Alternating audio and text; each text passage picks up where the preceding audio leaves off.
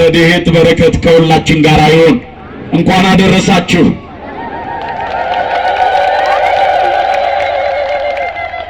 ፀሐይ ላይ ነው ያላችሁት። ውላችሁ አስቀድሳችሁ የምትሄዱ ትኖራላችሁ። መጣችሁ ደግሞ ቃሉን ሰምታችሁ በረከት አግኝታችሁ ወደ ባታችሁ ለልጆቻችሁ ለመመለስ ያስባችሁ ትኖራላችሁ። አጠር ላለ ደቂቃ የመጣንበትን የተሰበሰብንበትን መሰረታዊ ሐሳብ እግዚአብሔር እንደረዳን መጠን ለጥቂት ደቂቃ እንማራለን። እግዚአብሔር በቃሉ በረከት እንዲያሳርፈን በቃሉ በረከት እንዲጎበኘን ለኛ የሚወደውንና የፈቀደውን በጎ የሆነውን ሐሳቡን እንዲነግረን ቅዱስ ፈቃዱ ይሆንልን። የማይጠፋውን የዘላለም ስም እሰጣችኋለሁ። ትንቢተ ኢሳይያስ ምዕራፍ 56 ቁጥር 6 ላይ የምናገኘው የእግዚአብሔር ቃል ነው። የማይጠፋውን በልሁላችሁ ንገሩኝ። የማይጠፋውን የዘላለም ስም እሰጣችኋለሁ። ምን እላችኋለሁ?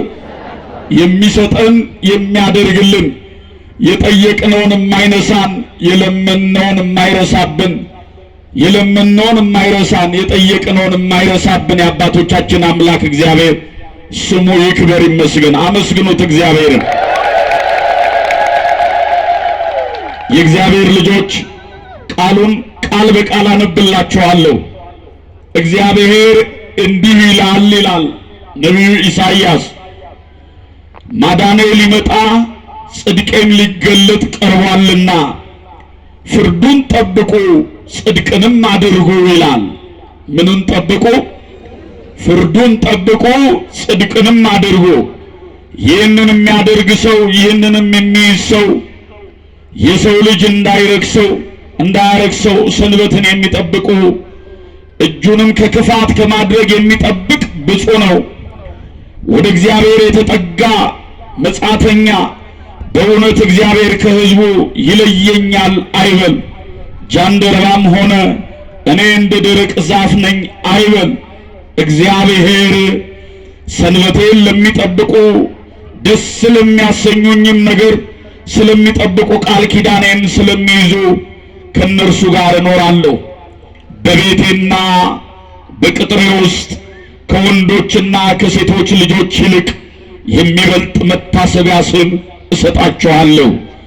የማይጠፋውንም የዘላለም ስም እሰጣችኋለሁ። ያገለግሉት ዘንድ የእግዚአብሔርን ስም ይወዱ ዘንድ ባሪያዬ የሆኑ ዘንድ ወደ እግዚአብሔር የሚጠጉትን ሁሉ መጻተኞች እንዳያረክሱት ሰንበትንም የሚጠብቁትን ሁሉ ቃል ኪዳኔን የሚይዙትን ሁሉ ወደ ተቀደሰ ተራራዬ አወጣቸዋለሁ፣ በጸሎቴም ቤት ደስ አሰኛቸዋለሁ ይላል። ክብርና ምስጋና ለስሙ ይሁን። ሕጉን ለሚጠብቁ ትእዛዙን ለሚያከብሩ ሰንበትን ለሚጠብቁ ለሚያከብሩ በቤቴና በቅጥሬ ውስጥ ከወንዶችና ከሴቶች ልጆች ይልቅ የማይጠፋውን ቃል ኪዳን እሰጣቸዋለሁ። የማይጠፋውን ስም ለዘላለም እሰጣቸዋለሁ አለ። የእግዚአብሔር ልጆች ይህ እግዚአብሔርን ላከበሩ፣ ስም አጠራሩን ላከበሩ፣ ትእዛዙን ላከበሩ፣ አምላካቸውን እግዚአብሔርን በሕይወታቸው ለተረጎሙ፣ በኑሯቸው በዘመናቸው ይህንን ዓለም ንቀው ይህንን ዓለም ትተው በሚጠፋው ዓለም የማይጠፋውን በምድራዊው ሰማያዊውን በጊዜያዊው ዘላለማዊውን ሽተው ይህንን ዓለም ንቋቸው ሳይሆን ይህንን ዓለም ንቀው አምላካቸው እግዚአብሔርን ላከበሩ የተገባ ሰማያዊ ቃል ኪዳን ነው። ዛሬም የሰበሰበን ይህ ነው። የተገናኘንበት መሰረታዊ ሐሳብ ነው።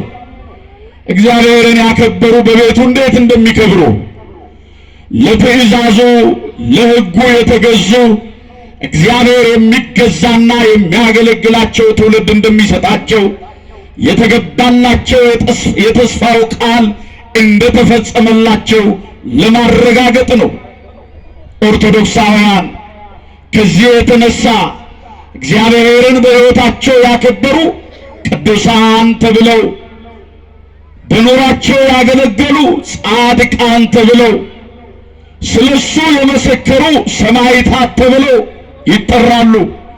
ለነዚህ የማይጠፋውን ስም ለዘላለም እሰጣችኋለሁ አላቸው። የማይጠፋውን ስም ለዘላለም ምን እላችኋለሁ?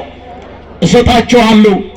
ዛሬ እኔና እናንተ የምንጠራበት ወላጆቻችን ያወጡልን ስም ይጠፋል፣ ከመቃብር በታች ይቀራል።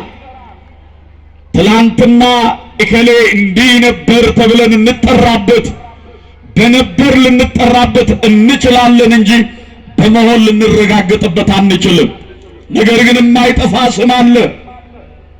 ከስሞች ሁሉ በላይ ስም፣ ሰማያዊ ስም፣ ጊዜያዊ አይደለ፣ ዘላለማዊ ስም፣ እግዚአብሔርን በመፍራት ለትእዛዙ በመታዘዝ ሕጉን በማክበር የሚሰጠን ስም አለ።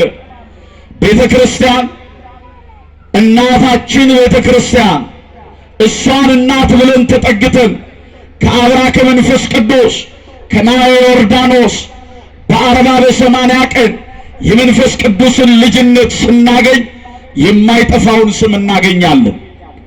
የኔና የናንተ ስም ቤተ ክርስቲያን የምትሰጠን ስም እናቶቻችን ወላጆቻችን የሰጡን ሳይሆን ቤተ ክርስቲያን እግዚአብሔር የሰጠን ስም አለ። ወለተ ማርያም፣ ወለተ ጻድቅ፣ ግብረ ማርያም፣ ግብረ ኢየሱስ ተብለን የምንጠራበት ስም ይህ ስም ሰማያዊ ስም ነው። የማይጠፋ ስም ነው።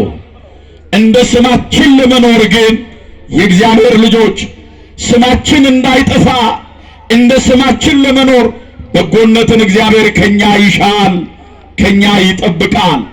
ከዚህ የተነሳ ዛሬ እግዚአብሔር ያከበራቸውን በቤቱና በቅጥር ውስጥ የማይጠፋ ቃል ኪዳን የገባላቸውን ቅዱሳኑን ስናከብር የማይጠፋውን ስም እግዚአብሔር በመቅደስ ውስጥ ስላኖረላቸው ነው። አዎ እኔ ቅዱስ ነኝና እናንተም ምን ሆኑ ብሏቸዋል? አቤት ቅዱሳን ሆኑ። በኑሯቸው ቅዱሳን የሆኑ፣ በሕይወታቸው ቅዱሳን የሆኑ፣ በንግግራቸው ቅዱሳን የሆኑ፣ በምግባራቸው ቅዱሳን የሆኑ፣ በአረማመዳቸው በአነጋገራቸው ቅዱሳን የሆኑ፣ የክርስቶስን ቅዱስነት በሕይወታቸው የተረጎሙ፣ ቅድስናን ገንዘብ ያደረጉ፣ በሚሞተው ሥጋቸው ኃጢአትን ያላነገሱ እኒህ ቅዱሳን ተብለው የሚጠሩት ቅዱስ ጳውሎስ እንደተናገረው በሚሞተው ሥጋቸው ኃጢአት አይንገስባችሁ ብሎ የተናገረውን ያስተማረውን ቃል በሕይወታቸው የተረጎሙ፣ በሚሞተው ሥጋቸው ኃጢአት ያልሰለጠነባቸው ቅዱሳን ተብለው ይጠራሉ። መራራውን የታገሱ፣ ድምፀ አራዊቱን፣ ግርማ ሌሊቱን